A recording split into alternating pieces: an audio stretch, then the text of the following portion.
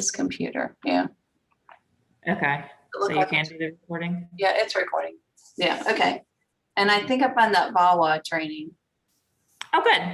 I asked Sonia to look at it, see if it was the right thing, so. Okay. All right. And I see Larry, you're on. Did you need to test your share function? All right, so I've got given the ability to share screen. Okay.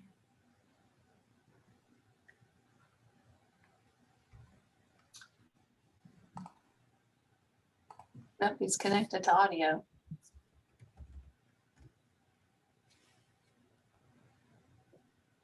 And I also have a couple phone numbers on here. I'm not sure who they are. So if I'm gonna Laura, call them out, if you're on the phone, if you could tell me who you are. Laura, can you hear me? Yes, I can.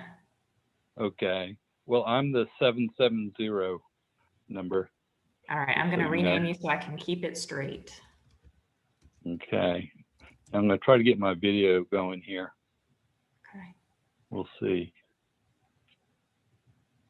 All right, There and we we've got a phone number ending in 8084. Who is that caller?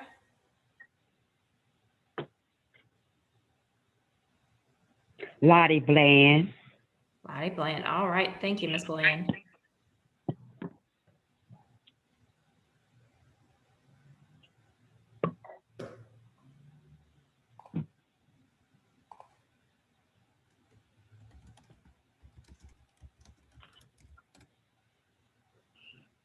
So Laura, I'm pretty sure that my screen, we could try to share my screen Okay. if you'd like. Can you Yes. give me that permission? Okay, I'm going to see what we get here. If not, I'm going to ask you to run the slides.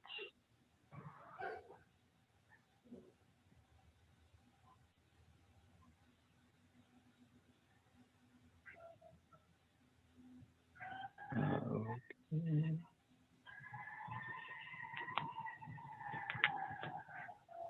Can you see those slides? I can, Can you see yes. the first? Well, we'll try it this way. You'll have the backup just in case. Yes, I do have that. Okay. Perfect.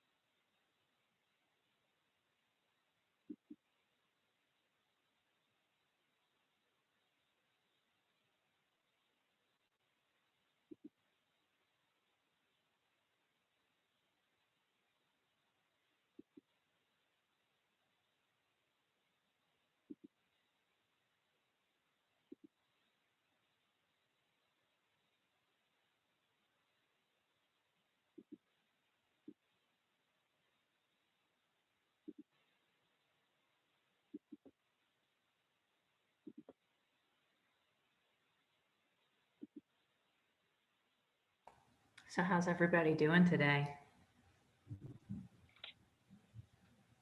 Pretty good. Good. Hey, Larry. Hi. Hey, Ms. Is it you, McCollum. Wayne? All right. Good morning.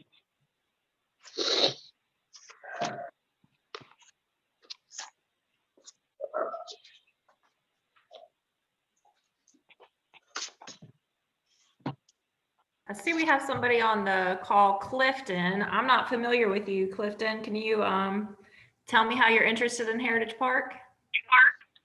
As a community advocate, Okay. working with Cosby Advocacy Group. Well, we're glad to have you. Thanks for calling. Are you familiar with that? Because you spoke at one of our meetings, I think. I did speak at one. Yes, you're correct. Thank you.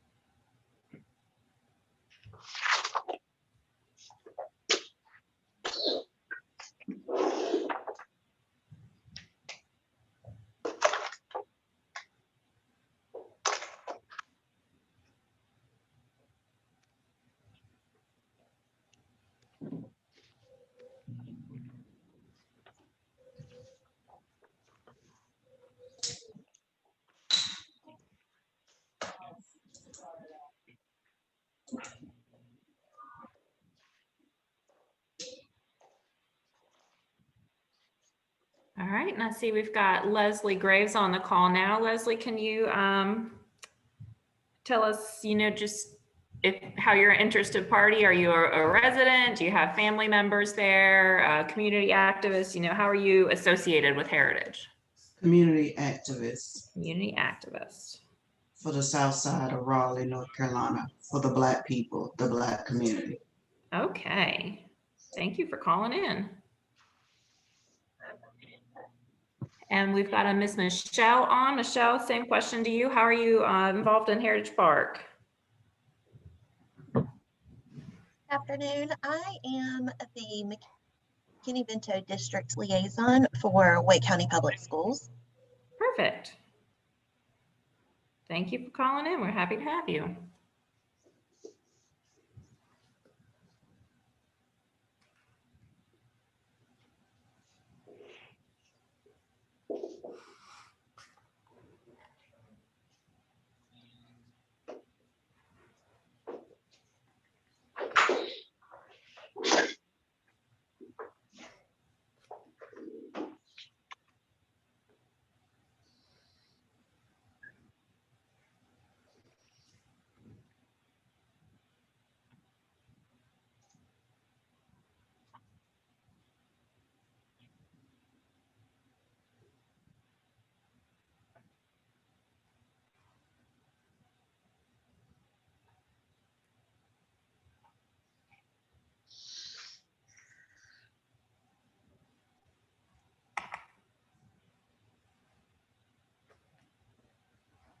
Looks like we've got another minute or two before we'll get started here.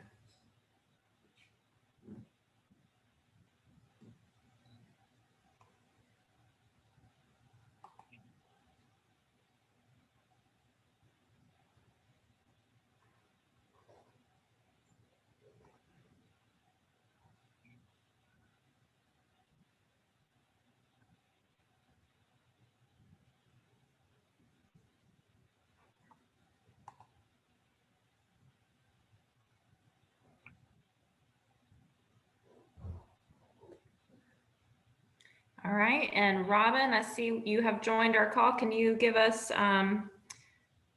just a couple words on how you are associated with Heritage Park? Well, I am trying to get my video to go. Sorry. Anyway, I am not really associated with Heritage Park. I'm a member of the League of Women Voters, Wake County. I'm the co-chair of our Affordable Housing Committee.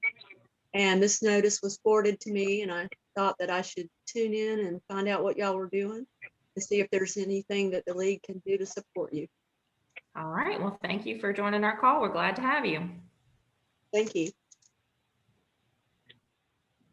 All right, Sarah Henderson, I see you joined. Can you tell us how you are associated with the project so we can get an understanding of who you are?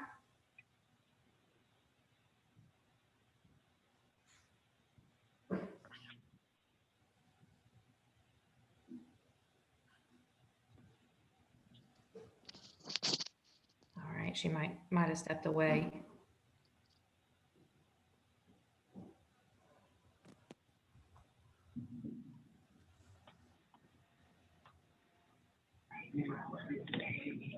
All right, and I see Jim McMahon. Can you please tell us how you are associated with Heritage? Sorry, can you say it again? Welcome to the call. Are you a resident? Are you an activist, community I'm an activist, activist?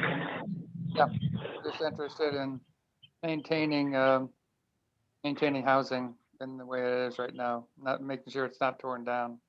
Okay, well, thank you for joining the call. Yeah.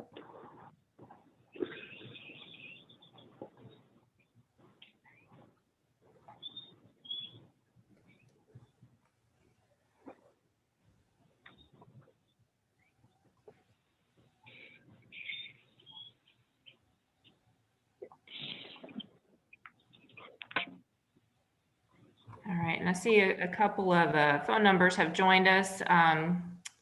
Could the caller ending in 1253 let us know who you are? I'm a resident at Heritage Park. All right, well, welcome to the call.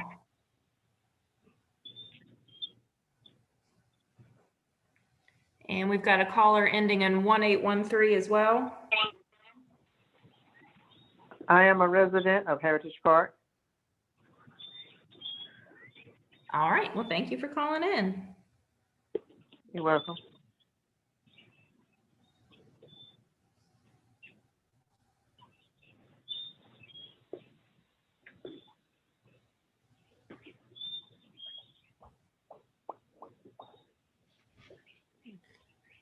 All right.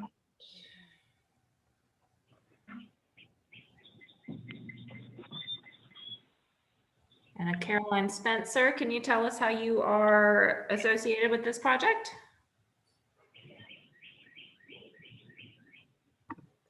Hey, good morning. I'm District Director for Congresswoman Ross, so I just wanted to join and say hello. All right, well, thanks for joining. I see we've got Mr. Rowe on the call. Welcome.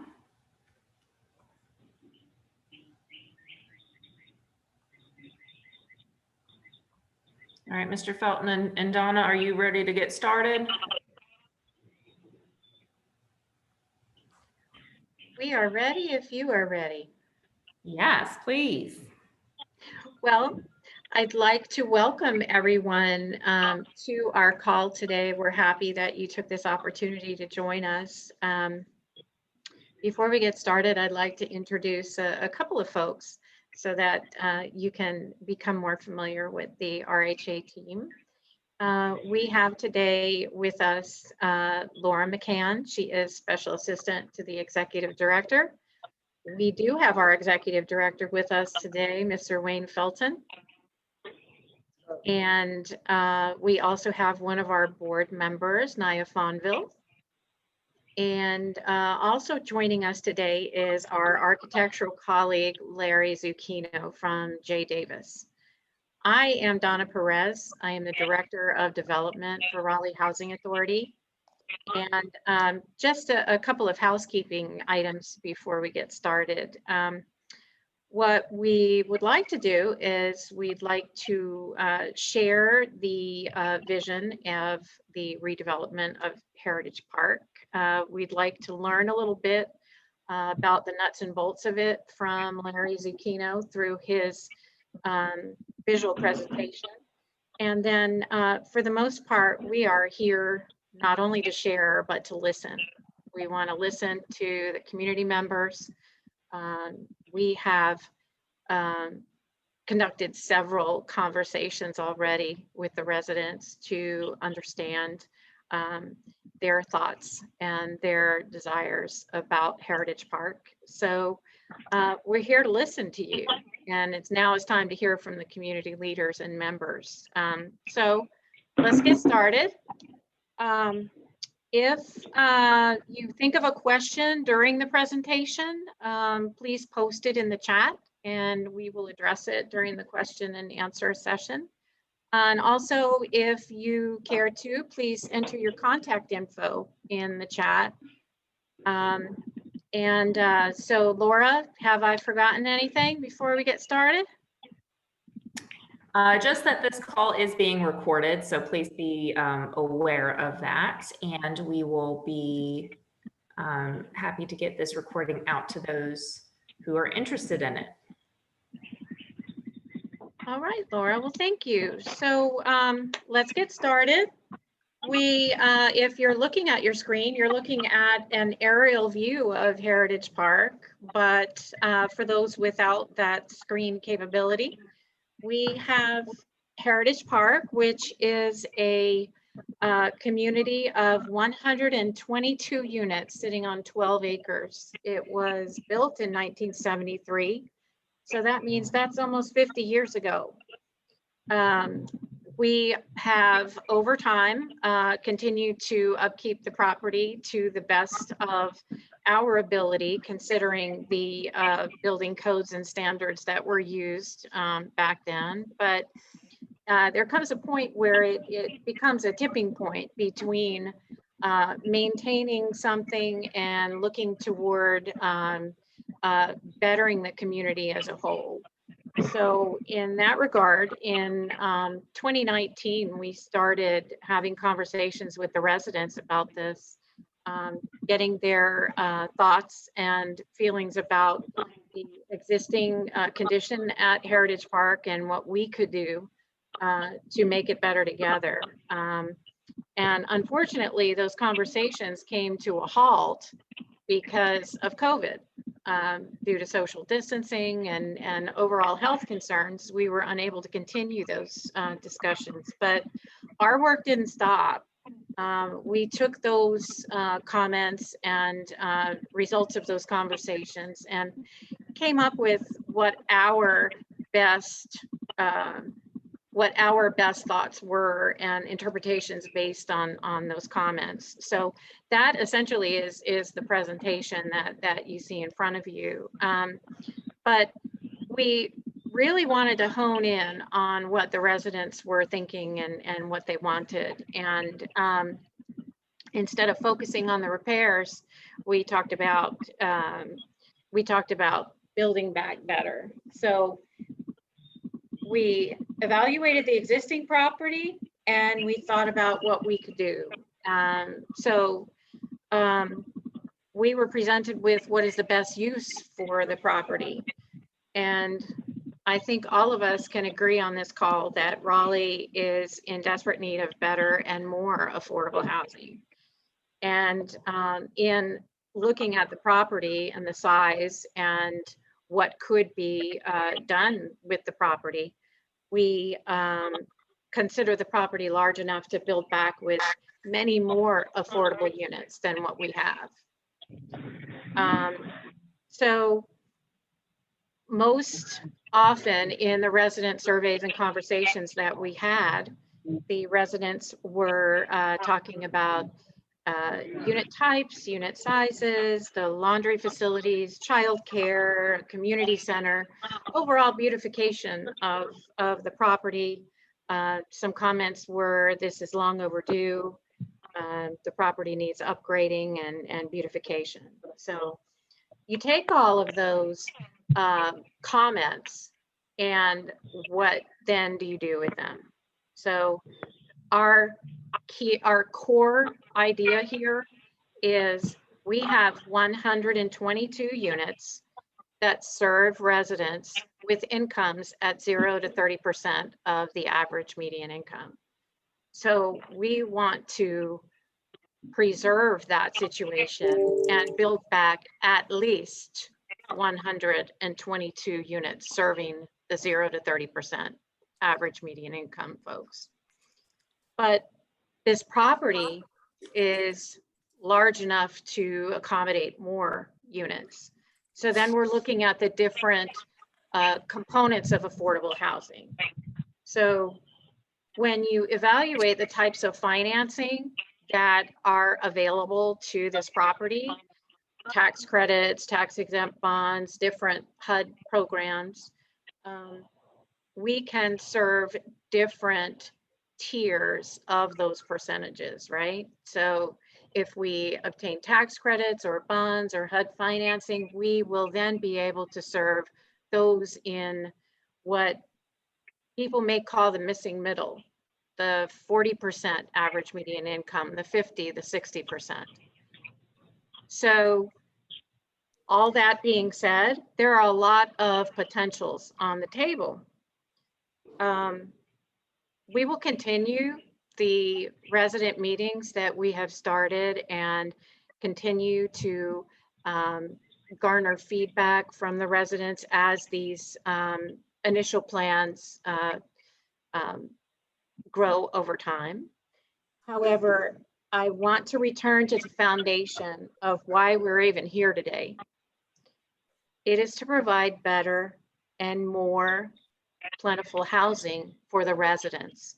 So that's who we're focused on, the residents, their needs, and what they want to see in the development.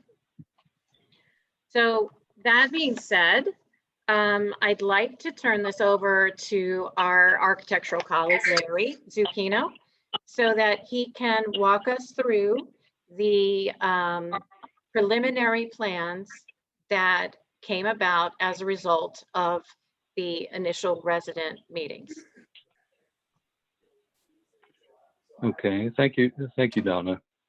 So I'm gonna spend about 5 to 8 minutes and run through a few slides that really will amplify some of the points that Donna has made in terms of what we're trying to accomplish with the redevelopment of Heritage Park.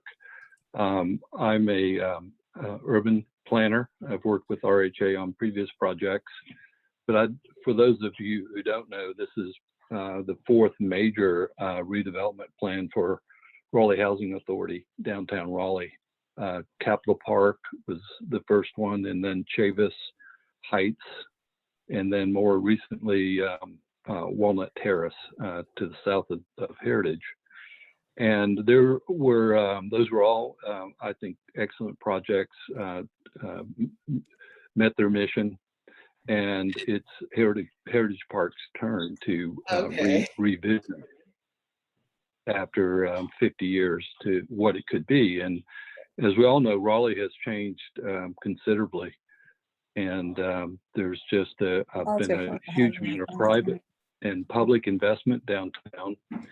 And the proximity of Heritage to downtown is an incredible asset, and it's a great neighborhood opportunity for the residents of Heritage.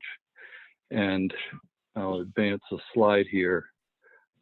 This is a plan view looking down. Downtown is top right on the image, and Western Boulevard and MLK is on the southern flank here.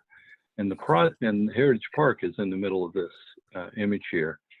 And it's the investment, private and public investment downtown is really ramped up.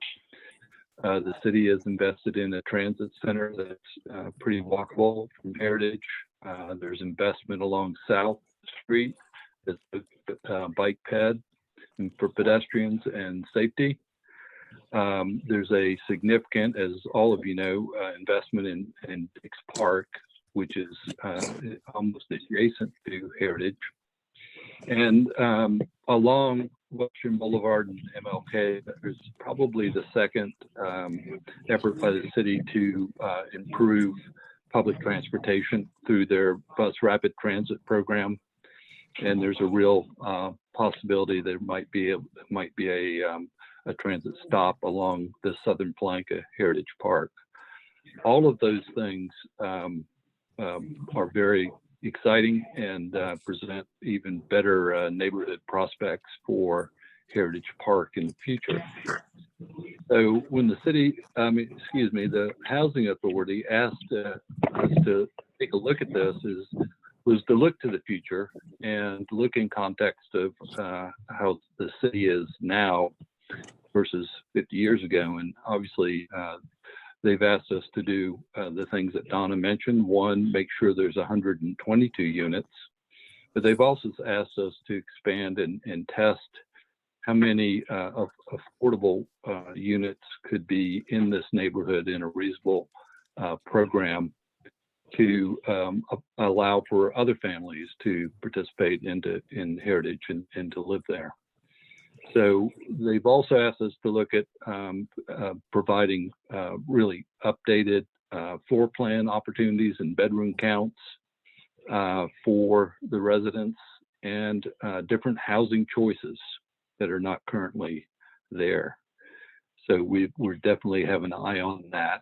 And I think the last thing is just what we would normally do would be to bring additional services to Heritage Park that aren't there now. And many of you have seen the type of services that have been brought into Capitol Park and Chavis and Walnut Terrace, and some of those we'll talk about here in just a minute. So this property is about 15 acres, and it's very capable as an urban site to comfortably accommodate many more units than are there at this moment. So when we talk about different housing options and buildings that we'd expect to see on the site and what we're planning for at this point, and this is early stages, certainly looking at a senior living facility that would be certainly for seniors and designed to service them in the independent building. And the one shown in the top left is from Capitol Park a number of years ago. And typically you'll see buildings like this to be 3 to 5 stories with elevators and of course dedicated services for seniors. 2 other housing options that we're showing on our plans. One are corridor apartments, which are a little bit more urban, and of course you access through corridors to your door, and they're secure and typically 3 to 4 stories, and a number of different bedroom options and services within the building. In bottom left are garden apartments that many or breezeway apartments that many of you are familiar with. All of these are wood frame construction, and the garden apartments are typically 3 stories and walk up. And additionally, the last building we'll be showing you is a child care facility that's typically 1 story, smaller building that is going to be on the site and servicing primarily the residents of Heritage Park. So there's going to be a range of building types, and as you can see, they're more urban than what's in Heritage Park right now, and more dense. So when we think about the property, and again, this is a graphic looking from above, you could see the Dawson Western MLK interchange in the bottom right.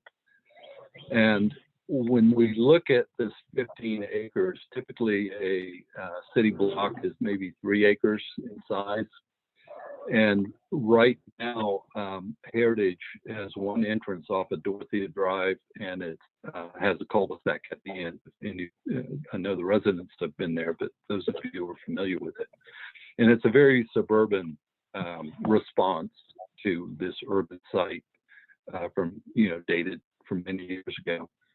But it lacks connectivity, both vehicular and pedestrian connectivity to the fabric of the city around it.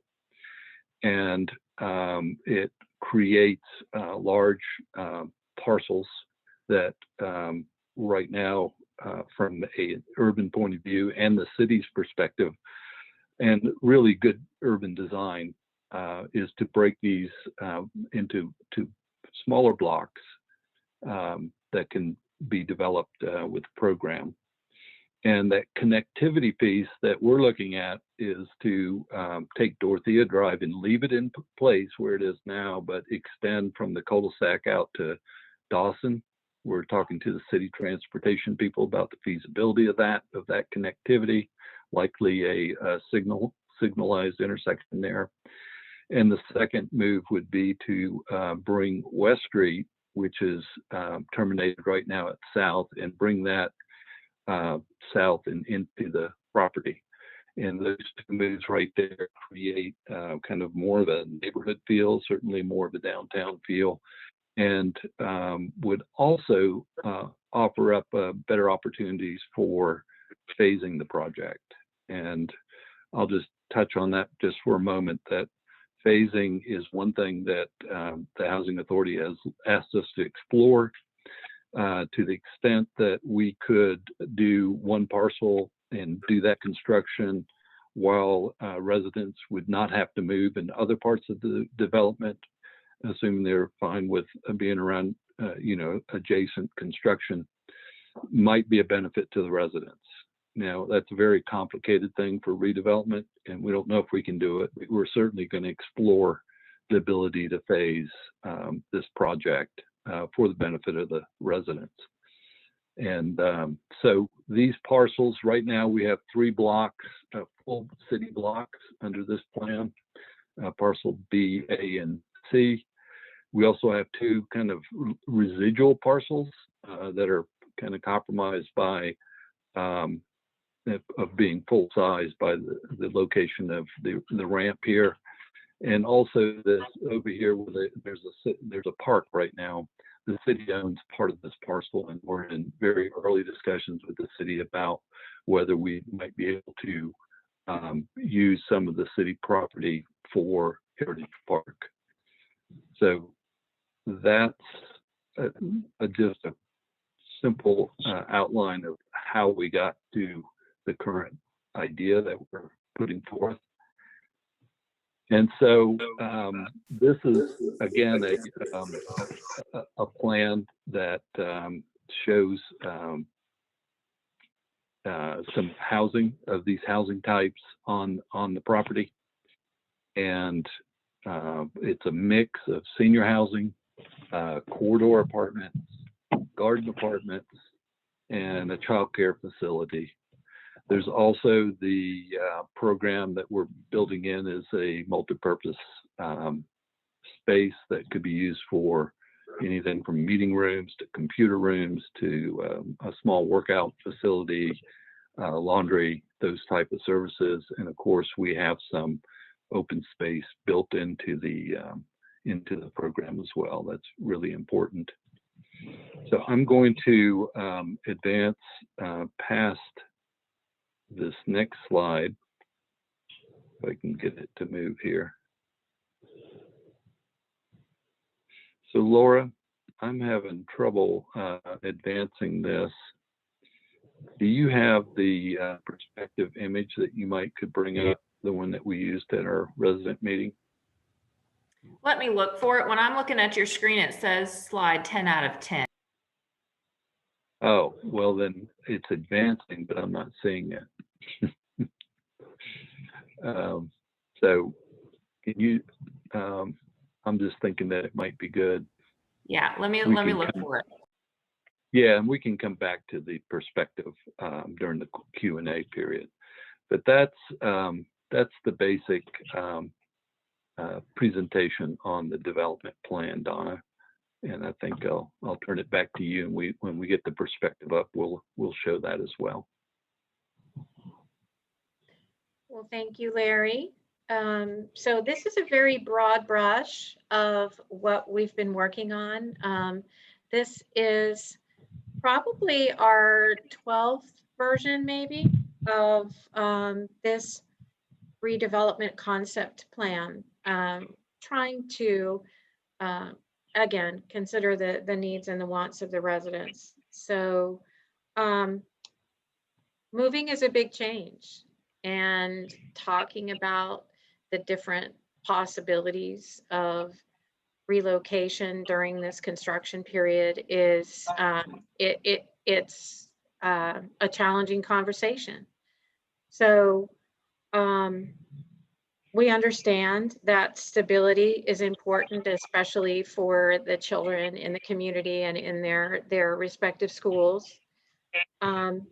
We do have, we are formulating a relocation set of choices for the residents to consider during this process. We would offer the choice of relocation within the RHA managed public housing communities, if that were something that a resident would desire. We would offer a Section 8 housing choice voucher if you want to choose your own community to relocate to, or on-site residency is also a choice during the phased construction. Larry touched briefly on that, but we are honing in on the idea of the phased construction that would enable residents, if they chose, to remain on the property during the phased construction. So we have taken our opportunity to present, and as I said in the beginning, we are really here to listen. So maybe Laura, did you want to go over some of the chat questions that were going on during the presentation, or yeah, maybe we do that first? Yes, sure. Just as a little bit of housekeeping, I did mute some of you all while you were going through Larry's presentation, just if there was some feedback coming through. So if you are wanting to jump in with a question, just double check that you're unmuted so we can all hear you. But starting with the chat,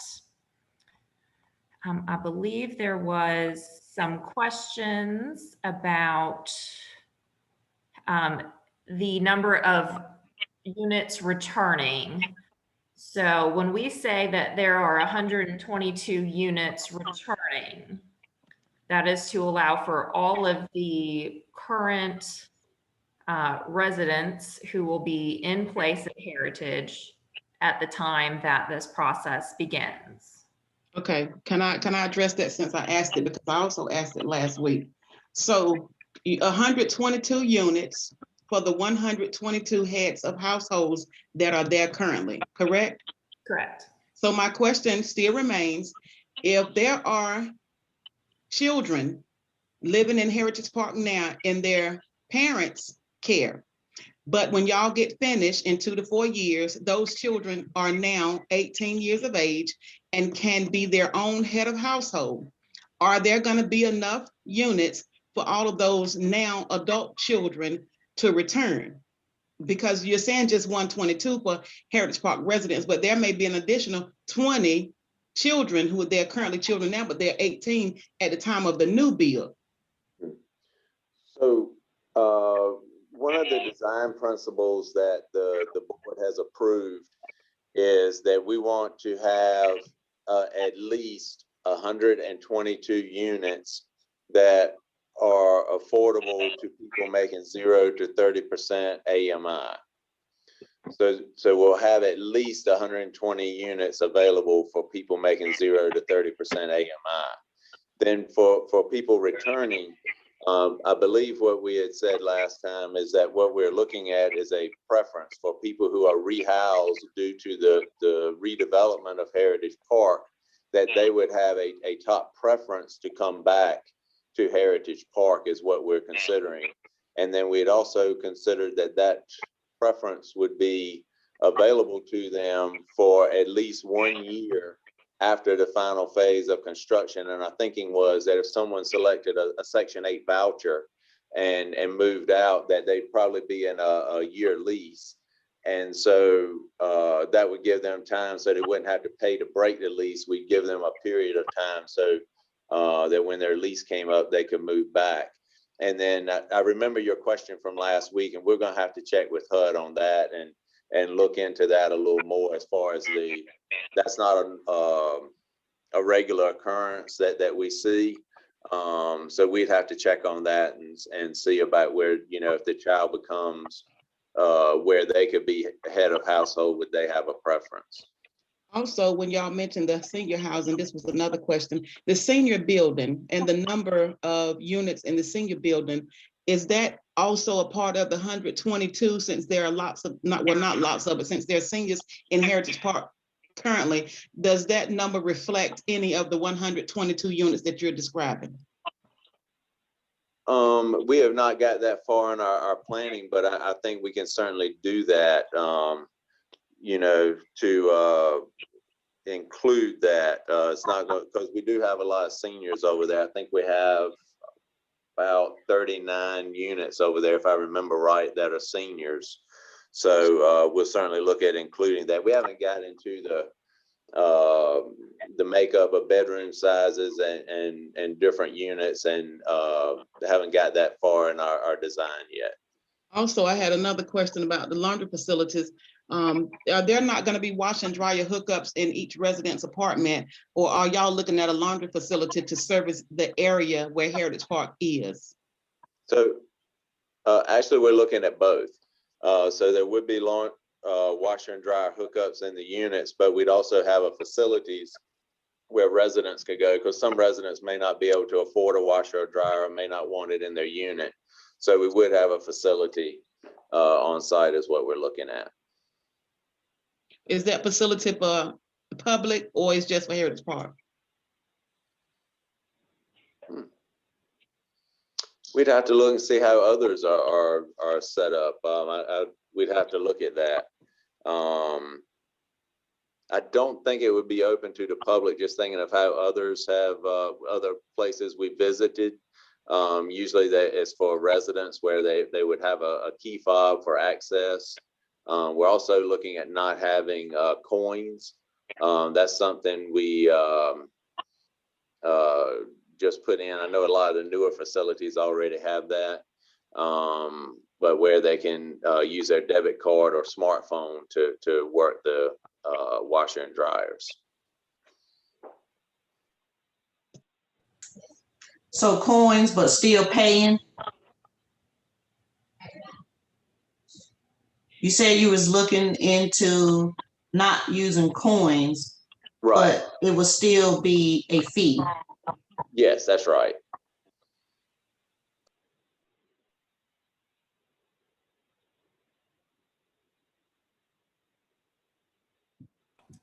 I've seen some questions on here about the income levels of the proposed redevelopment for Heritage Park.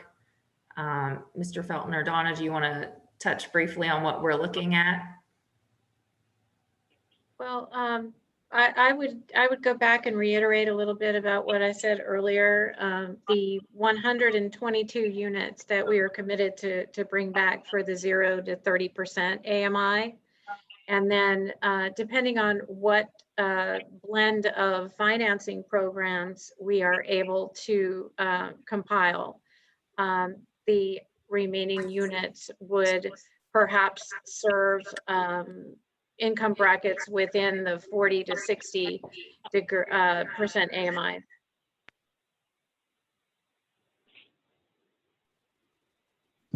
And I think we've had some questions about why isn't RHA making this entirely 30% income or below property?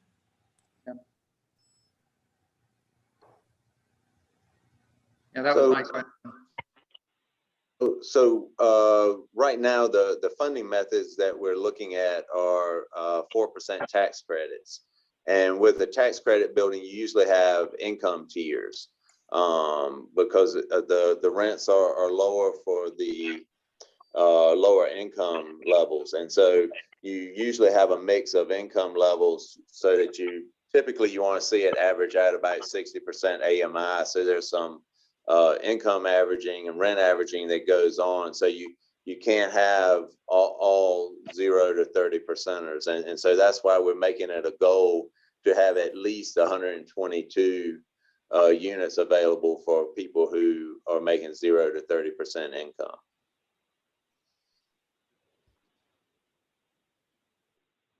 So I have a question. My name is Dana, and I was wanting to know if the 122 current residents, would they automatically qualify, or will they be a change in the qualifications of them being able to remain there?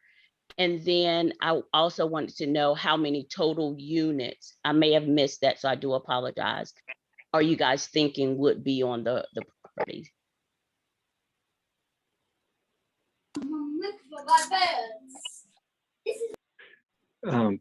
Well, the plans that we're showing are anywhere around 300 units. It might be a little bit more than that. And could you re-ask the first part of your question, Ms. Wright? I'm sorry. So my first question was, I know you were saying that the 122 residents, you were gonna offer them to be able to come back, but will they be any different? Will they automatically qualify to return, or will the qualifications, or would they be like a different set of like qualifications that they would have to meet in order to return, or is it automatic because they're currently living there? So, so with that, like I said before, we would have a preference for that, and we are looking at tax credits. So it'll be a tax credit application that they would have to fill out. And so they would have to fill that out, but I think the main concern was work requirements is what we've heard, and there would not be any work requirements here at Heritage. There may be work preferences, which we have with our Section 8 vouchers, but so they would have to fill out the application for the tax credit facilities. So if they didn't meet whatever that was, then they wouldn't qualify to stay there? I'm not familiar with the tax credit application. We'll check on that, but I don't think it's very limiting. I know in my conversations, we want to make sure that people, have been adhering to their leases and no criminal activity, but we'll check on the tax credit application. Okay. Dana, right. It has been tiptoed around every meeting that Raleigh Housing Authorities has had with these residents about the question that you just posed. The answer directly is no. They will not be able to come over there if they don't meet these criteria. I don't understand why Raleigh Housing Authority staff will not directly be honest with the community residents of Heritage Park and let them know, due to certain things you have done in the past related to Raleigh Housing Authorities, about your lease, about your inspection, and anything else, you will not qualify to return to this new area built. So again, as long as what we have talked about is no serious criminal activity, and that they have been honoring their leases, not just at the housing authority, but if they move out with a Section 8 voucher. And that's what we've been saying the entire time. I have a question. Yes, ma'am. Okay, you guys said that there's many different options if we want to stay or if we want to leave. Now, if you guys give us a Section 8 voucher, how long are you guys going to award us to find a Section 8 place? Because Section 8 down here is very hard to find. And is it guaranteed that we're going to get a Section 8 if we don't meet the time that you give us to find somewhere to live? So the initial time given for a Section 8 voucher is 60 days. And if you cannot find a place with that voucher, then you can request an extension. I think another part of your question was about the different options. And so certainly a Section 8 voucher would be an option. And we wanted to give residents options because we don't know what everyone's situation is. You know, you could, if you select a voucher, you can move to landlords within Raleigh who accept the voucher, or if you have family, say in Wilmington, and you wanted to port there, you could use it for that as well. Also, if you decided you wanted move to another public housing property, you could select that option. You know, if you have family up near Terrace Park and you wanted to be near them, you could select that. We've also talked about, I think Larry talked about it earlier, about trying to phase the demolition and the construction. And that's what we're looking at, so that residents could stay on site and be relocated. So our original thought is in that top left corner, the northwest quadrant, that would be our first place. So we would, you know, relocate residents out of there and tear that phase down and rebuild, and then move residents in, and then move to another parcel as he had shown on the drawing. That's the plan that we're looking for. You know, trying to make all that work. As Larry said, it is very complicated. So we're trying to work that out and see how that goes. Okay, I just have one other question. I know the landlord sent letters around stating that we could choose whether we wanted to get a check or we wanted to move to another Raleigh Housing Authority facility, or just, I guess, move out on your own, or either come back to Heritage Park once it's redeveloped. What if we chose that we wanted to get a check and then we decided at the last minute we don't want a check, we want to move to another facility that is with Raleigh Housing Authority? How does that work? I'm not aware of any checks being offered. I'm not sure where you heard that or read that, but there was a letter circulating around in Heritage Park, and we had to choose 3 options. One was receiving a check, the other one was moving to another facility, or the third option was, I believe, to come back to Heritage Park once it's redeveloped. I don't think we've sent that out. We're not aware of any checks. I received that letter myself, sir. I am a resident in Heritage Park, and I wouldn't make that up on a Zoom call. Oh no, I'm not saying you're making it up now. I guess I'm just saying it didn't come from the housing authority that I'm aware of, and we'll try to get in touch with you. If that did come from us, we'd like to know that. I have a question along those lines. How much are y'all giving the residents when they're relocating? Are y'all paying for moving expenses? And if so, does it go by the bedroom size like y'all did in Halifax Court? So with the Uniform Relocation Act, there's a couple different things that we can do. And as far as the tenants go, you can receive your monies in 2 different ways. You can pay for actual moving costs, where you would, expend this money and then give us receipts, and we would pay for the exact amount. Or you can request a lump sum, which would be given to you based on the chart that I believe HUD comes up with. That's not something RHA does. That would go by, I think it's the state and then the county. So it would be for Wake County, and it has a specific number for each bedroom size, and it increases the number of bedrooms you have. So with the Uniform Relocation Act, that would be for the resident to say, I either want the lump sum of this amount based on bedroom size, or I'm going to do the actual costs and keep up and submit my receipts. And that would be something that they would need to determine what's the best for their household and their circumstances. I have a question to that. This meeting, it seems like Raleigh Housing Authority staff is never prepared for the tough questions from the community activists. I noticed that not many residents really be asking many questions throughout these meetings, and I've attended all of them.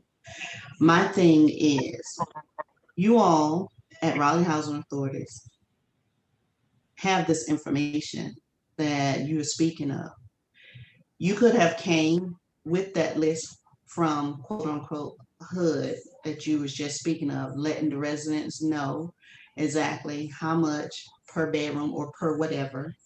And then my next thing is, I just don't understand why this place can't be built with the 122 apartments with the bedroom size that Heritage Park already have. If Heritage Park has 8 5-bedrooms, 10 1-bedroom, 4 3-bedrooms, why can't this new unit be built with residents in mind that already exist in Heritage Park?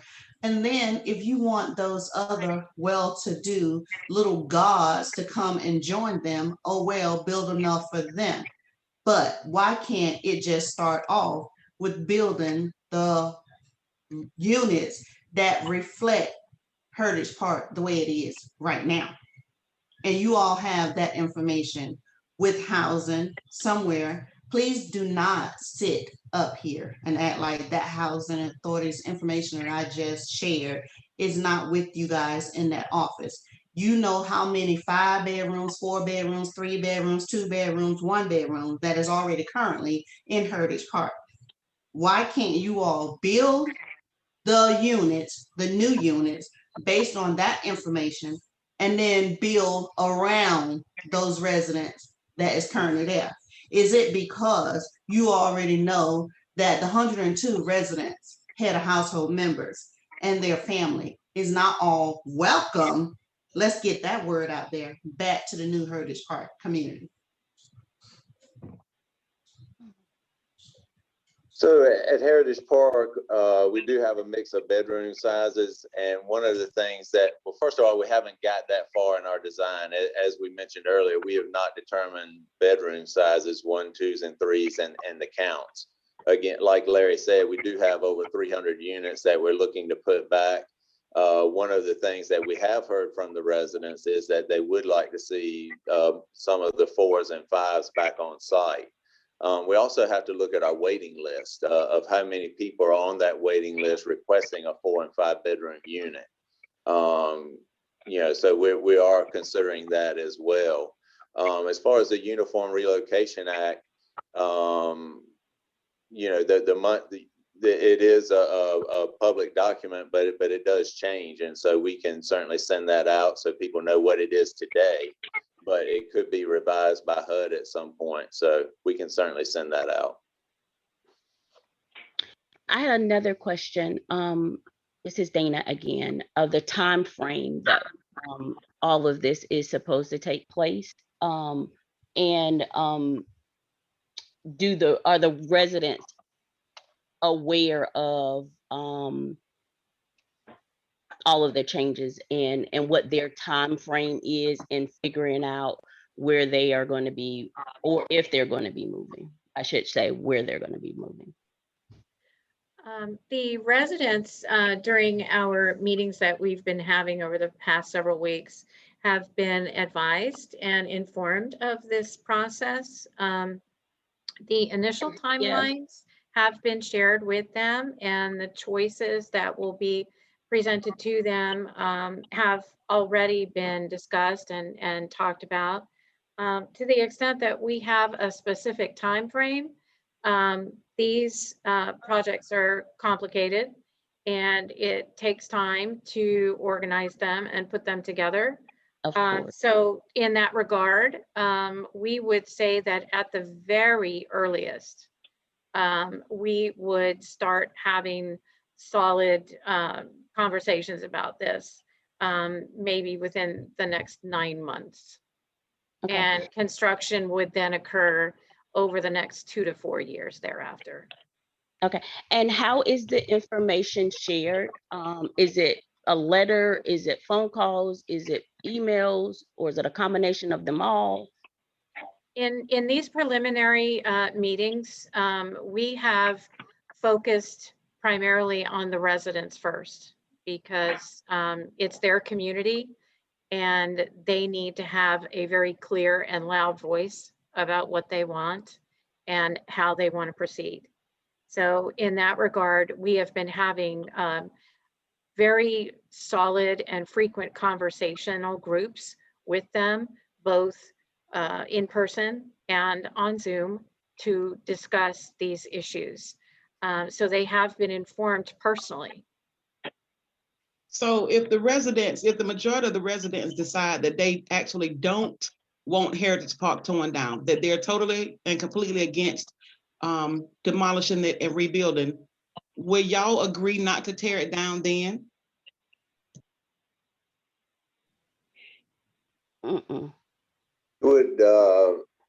We would consider that. We would, but our conversations with the residents have not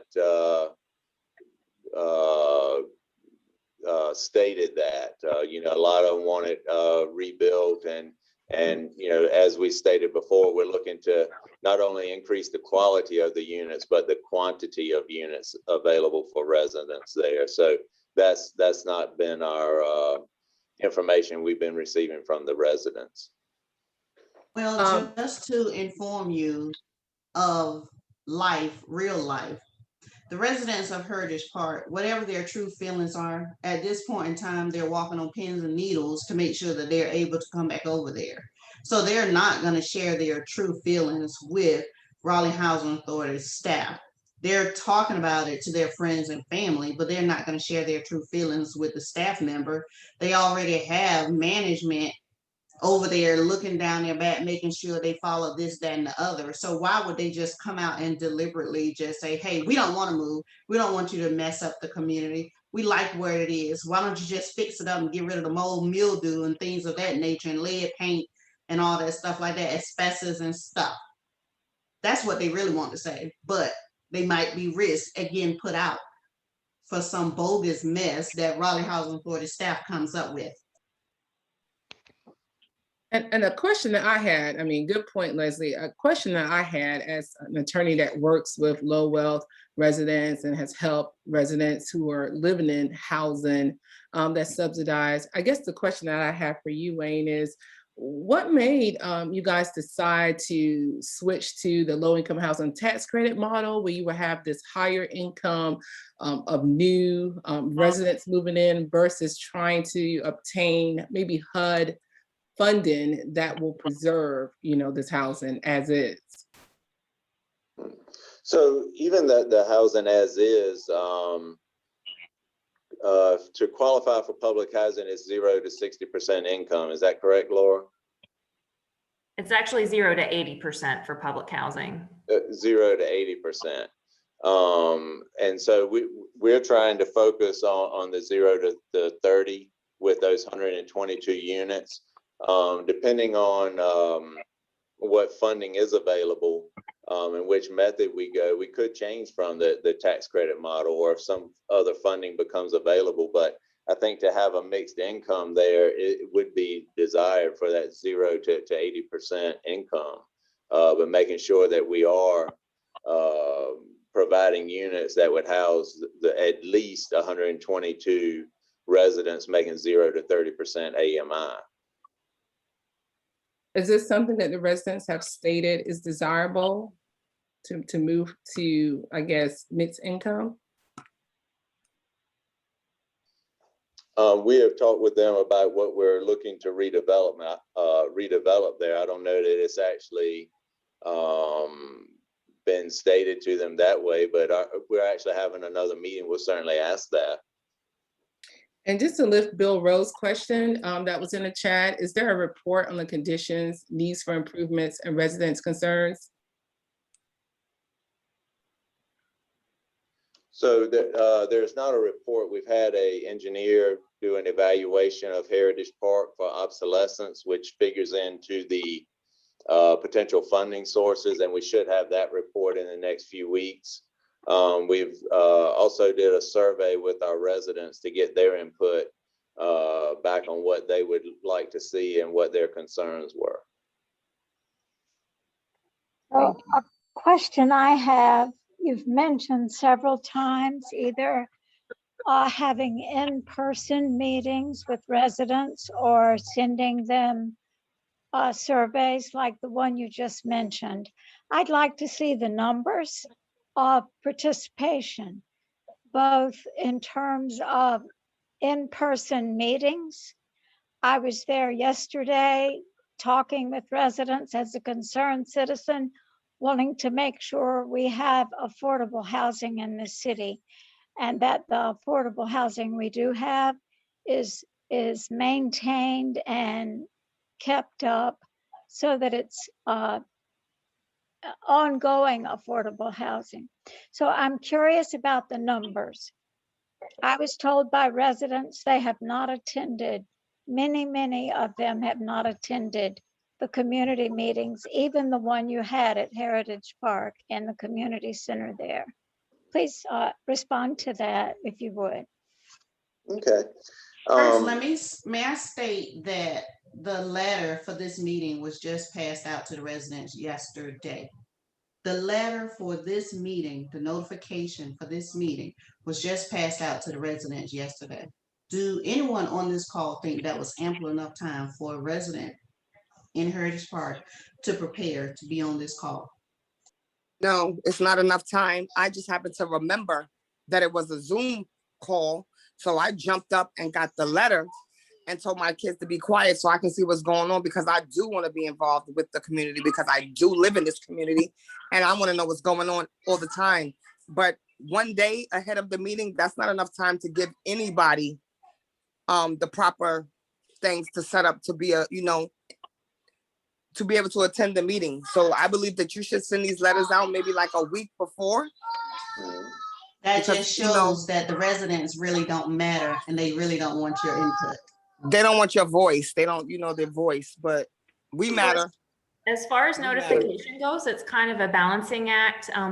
We've tried different time periods before. Sometimes if you send things out early, people tend to forget. Sometimes if you send them too close, then that can be an issue as well. So do you all have some recommendations on how you would like to see it so that we can help make sure that everybody's getting notification that works best to get your all's responses? Do y'all have email addresses for most of the residents? Because it would be quite simple to just email them a notice. Everybody doesn't have a community, Miss McCullers. Everybody doesn't have a computer. Everybody doesn't have cell phone. Everybody doesn't have Wi-Fi. So no, that is out of the question. If they would send those letters out 2 weeks in advance, then another one comes the next week, and then another one 3 days ahead, that would be enough notice to all the residents. How about let's start with that? So I would just like to point out that the letters yesterday were put out by Wake County Housing Justice Coalition. We got word about this meeting from Bill Rowe, and we printed out we were in a hurry to get this done. We found out about it very late. We printed those out, and my husband and I delivered those to the residents yesterday. I seen you. Thank you so much, Ms. Barbara. Thank you for that. So nothing was sent to the residents by Raleigh Housing Authorities. Right. Raleigh Housing Authority posted the notice on the Raleigh Housing Authority webpage. And how many of those residents go to your website? Hold on, I wasn't done. The Raleigh Housing Authority webpage, the Raleigh Housing Authority mailbox receptacles. And it was emailed to all the residents we do have emails for. So we did post it. If this is something you would like to be put on every door, we would be happy to do that. We just need a little bit of guidance on what you all would prefer to see. You can also put it on the mailboxes, like I have seen some letters on the mailboxes. That will also help some residents. And also one of the things, we double checked it yesterday. We were concerned that the weather may have taken it off, and they were up on those mailboxes. so also another thing that we will have in place by the end of this month is a call system very similar to what Wake County School uses. So if residents make sure we have their phone number, whether it's a cell phone or house phone, then we can use that to notify residents as well. Ms. Barber, going back to your original question, let's see, we've had 4 meetings with the residents. The first one was in person on site, and I think we had 6 residents show up for that. Then we had a Zoom call. I think it was around 19. I'm not sure about that one. We also had a meeting with our residents earlier this week. I think it was this week. I think Tuesday, and we had 7. We had 2 sessions, a 2 o'clock and a 5:30 in person. And we had 7 at that one. And actually those residents were residents who had not attended a meeting before. So I thought that was very good. And then we had 3 at the 5:30 meeting. So yes, we would like to see more residents at those meetings. I mentioned earlier, we have put out a survey to all 122 units, and we got 11 responses back. We would certainly like to see more responses and more people attending those meetings. Even with the virus, we had planned for Tuesday's meetings to be outside on the basketball court where we could social distance and so forth, but unfortunately it started raining. So we had to take it inside to the CIS. But we've also we had sent a flyer at least a week ago where we've also mentioned we're having another focus group meeting with the residents on April 6th. We're having 2 again at 2 o'clock in the afternoon and 5:30 in the afternoon. And we'd certainly like to hear from more of the residents at those meetings. So I would This is Dana. I just want to follow up with you just a minute, Mr. Felton. It's false advertising, in my opinion, for Raleigh Housing Authority to get on a Zoom call like this and say, this is what the residents have told us they want, when what you have is a sampling of 35 people out of 122 apartments. And that's many more than 122 people. Thank you.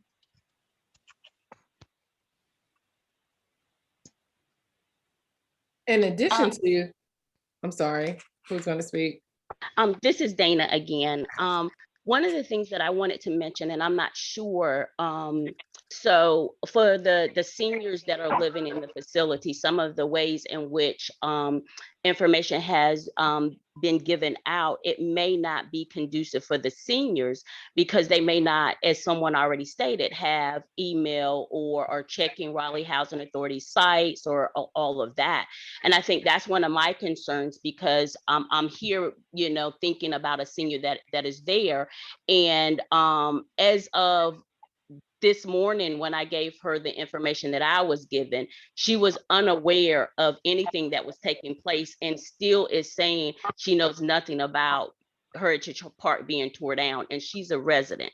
And so I'm curious to know how information is being given to the seniors in a way in which they understand and they are clear about this is probably going to happen, and what she will need to do in order to figure out housing for herself. So we've actually been delivering flyers, putting flyers on people's doors. So I'm not sure why she would not be getting the flyers. But if you would like to talk afterwards, or we can check into that, if you have an address or something. But yeah, everyone should be getting the flyers because we deliver those door to door, or have been. So everyone should be getting those. Okay.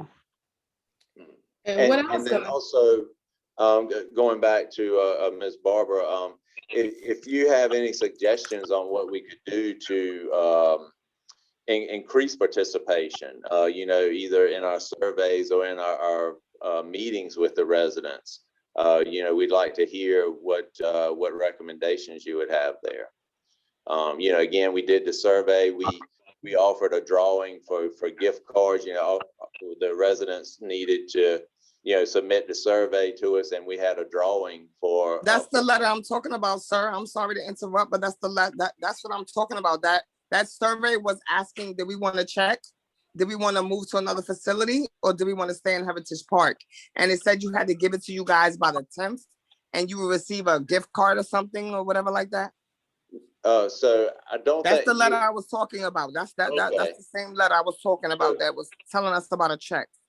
Okay, so I don't recall it having a check on there, but we'll look back at that. But the gift cards that we had a drawing for 4 $25 gift cards, and still with that, we only had 11 participants. And I think we gave 5 days for the survey to be completed and dropped off at the Heritage Management Office. So, you know, we're certainly willing to listen to any other ideas you may have to increase participation there.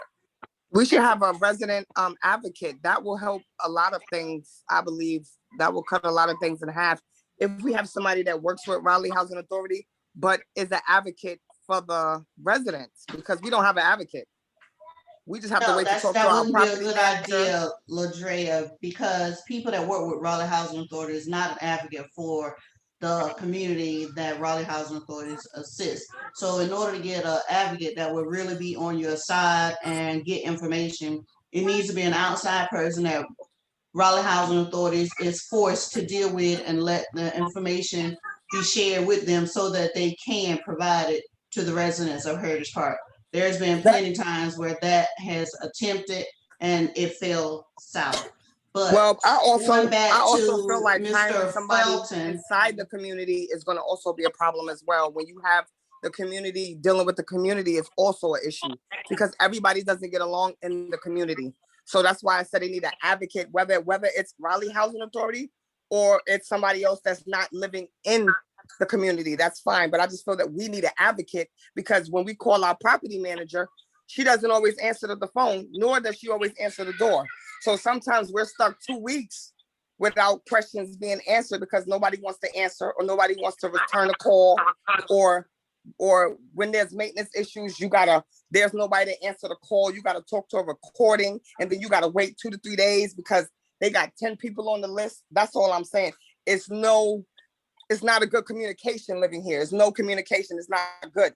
It's not good for the residents. We can't talk to the people who's in charge.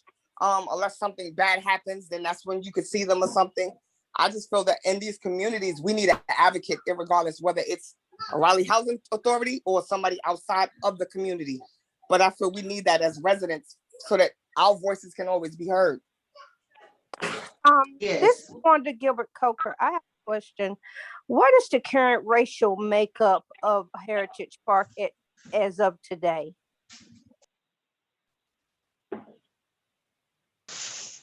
When you say the makeup of Heritage Park, what are you referring to? Income levels or race? How the racial makeup, the race. How many Black residents are currently, or how many Latinas? How many white? What is that current racial makeup of Heritage Park as of today? we can look that up and get that to you. Okay, because my concern is that if, let's say it's 90% African American as we speak, when the new development, if it's built, will it remain 90% African American? Are you going to keep that same racial makeup? I know you all are concerned about mix and incomes, but mix and incomes is just money. It's not the same as race. If the community now consists of a certain racial makeup, that's what it should remain. At some point, Raleigh Housing Authority and City of Raleigh needs to start protecting the Black community and protecting racial equity instead of making sure you're including spaces for people who just move here or want to, create a culture that's not safe for the Black community by moving in gentrifiers. Mm-hmm. So as we stated before, one of the design principles that the board has approved is to have 122 units available to people making 0 to 30% AMI, which is I think even more than who are currently at Heritage Park at this time. we cannot house people based on their race. That would be a fair housing issue. So we are looking at keeping at least 122 units, or building back 122 units to house 0 to 30% AMI families. Race is a protected class under fair housing. Income is not a protected class. At what point are you all going to protect that particular race? If it's the Black community that lives out here, Black is being Black and being discriminated because of your race is a fair housing issue. So why isn't the Black community being protected if that's what is currently exists in Heritage Park? Right, so we legally cannot turn down an applicant based on their race, of any race. So we would not be able to deny an applicant coming back to the redeveloped Heritage Park solely because they did not fit into the same racial demographic as the current race. So we're not legally allowed to do that. And I don't think that Wanda is implying that you do that, which you deny applicants based on race. What she's talking about is, the housing authority's duty to affirmatively further fair housing. And if there's going to be a displacement of residents, let's say they are denied fair housing choice, and this might be something broader than the Raleigh Housing Authority. This might be the city of Raleigh in general's duty to affirmatively further fair housing. But not to get in the weeds, I'm just stuck on this whole issue about moving from a lower income housing development, moving from being this naturally occurring affordable housing unit to now, becoming this mixed income. And I know affordability is based on income. So technically, if you're 80% of the AMI, maybe what's affordable for you needs to be there too. But I'm talking about those who are 30% and below the AMI, especially when Raleigh itself has announced that African Americans bear a higher portion of need than any other racial groups. I mean, I've worked with other public housing, associations. I've written letter supports for them to get grants from HUD so that they can maintain their natural affordable housing for very low wealth income residents, not for them to become this low income tax credit unit or this RAD conversion unit where now, these residents are displaced and the likelihood of them being able to return is slim. I have not seen in cases that are already present in Raleigh, like someone stated, Davis Heights, Walnut Terrace, Halifax Port, where all these residents were able to really return. Once you're displaced, you're displaced. So my question is, what will RHA do to intentionally engage those residents who are relocated and making sure that they know that they have an opportunity to come back? And I think you need to move from a preference to more of a reality that they are actually allowed back into where they live. Because displacing, a whole group of people that may be people of color or Black, to me, is a fair housing violation because they don't have fair housing choice anymore in downtown Raleigh. So one of the ways that we'll inform residents is through having these meetings. Again, we're very early in this process, so we can certainly work on our relocation policies and develop those as we move forward. So gathering this information is important. And then we'll work with the residents to let them know, what how they would return back to the property, how they can do that. And we can look at the preference and so forth and work through that. But yes, that's we'll take a look at the relocation and so forth. All right, based off of, I just wanted to interject really quickly based off of what you just said. Will there be resources offered if you're saying you're going to give them the information on how they can return? Will there be resources available to help them qualify so that they can have step-by-step, help or support to be able to meet whatever those requirements are so that they can return? Be resources. So Are you asking, would there be caseworkers to help them? I'm not sure I understand the question. Yes, and when I say resources, it's whatever is needed for a family that may not qualify if the qualifications are going to change. So it's, caseworkers, it's, information so they know what they need to be working on to do, whatever it may be. And monies to, because some of them may need to boost up their credit. Like, I don't know what it is. So I guess in lieu of knowing what those qualifications will be, I'm sure that there'll probably be some resources, whether it's financial or caseworker, that some people may need in order to meet those qualifications. Mm-hmm. So this will have to be our last question because we're 15 minutes over, but we will have more meetings with the public, and we'll certainly be putting those out on our website and announcing those. But yes, we certainly have caseworkers to help people through that, and we'll look at funding sources and see what would be available there. The ones I know we had the Uniform Relocation Act money. And we'll see what other funds are available that could be used for that if possible. And an advocate to help the community know what's going on.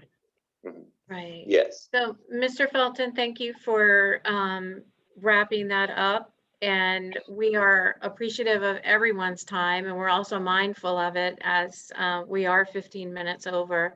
What I would encourage you to do is, if you want to continue these conversations, or if you have any additional questions that may come to mind, we would ask you to forward them to heritageparkinfo@rhaonline.com. And we look forward to continuing these conversations. Thank you so much. Thank you. Thank you all. Thank you.